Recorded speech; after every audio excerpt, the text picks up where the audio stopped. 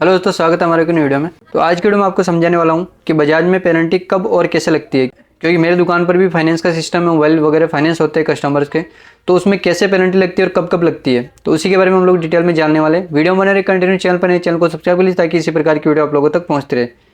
तो first of all आपको ध्यान रखना है कि आपकी EMI की जो डेट है वो आपको याद रखनी है। जैसे कि क्या होता है, बहुत सी बार आपकी EMI डेट वैसे बेसिकली इसमें 2 तारीख रहती है, लेकिन आपने अगर पर्सनल लोन या फिर जो होम लोन वगैरह कुछ अलग ले रखा है तो उसकी डेट अलग भी हो सकती है।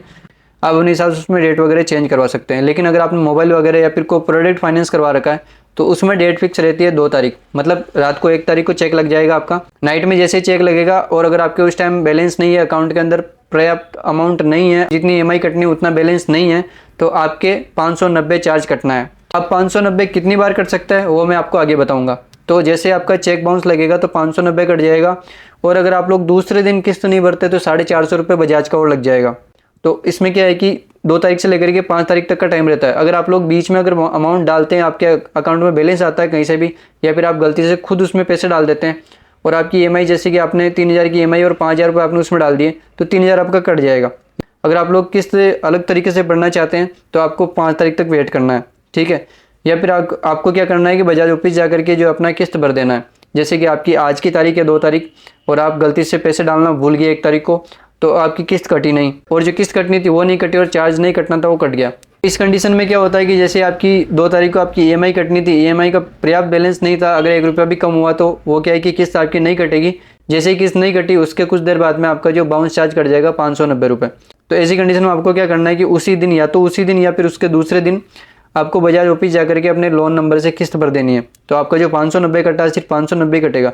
लेकिन अगर आप लोग देरी करते हैं, जैसे कि आपकी आज की किस्त 2 तारीख से लेकर 5 तारीख बीच में भी किस्त नहीं भरते किसी भी तरीके से, तो आपका 450 रुपये और कट जाएगा। ये आपको ध्यान रखना है। 590 तो कटा, वो तो गया, लेकिन 450 रुपये बजाज का शुल्क और कट जाएगा इसमें से। तो आपको क्या करना, बजाज ऑफिस से जाकर के किस्त भर लेनी है। लेकिन आपके पास 5 तारीख तक भी पैसे नहीं है और आपने सोच लिया कि जो अगले महीने की किस्त आएगी मैं उसके साथ में भर दूंगा, तो ये गलती आपको कभी नहीं करनी है।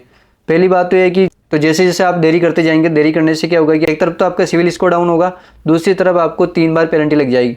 590 की पेनल्टी लगेगी 3 बार और 450 रुपये अलग से। तो 590 3 बार कटेंगे और एक बार 450 की पेनल्टी लग जाएगी, जो कि बजाज की लगती है महीने में 1 बार।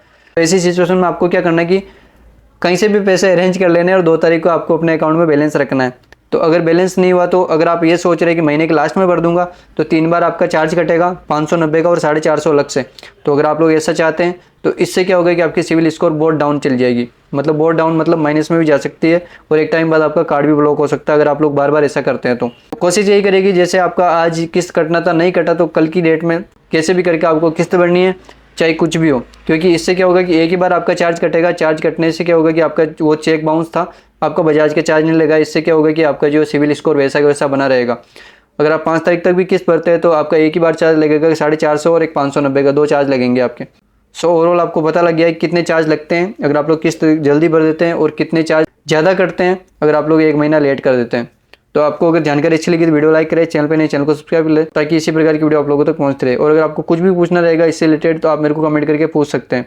मिलते हैं किसी नई वीडियो में, तब तक के लिए जय हिंद जय भारत।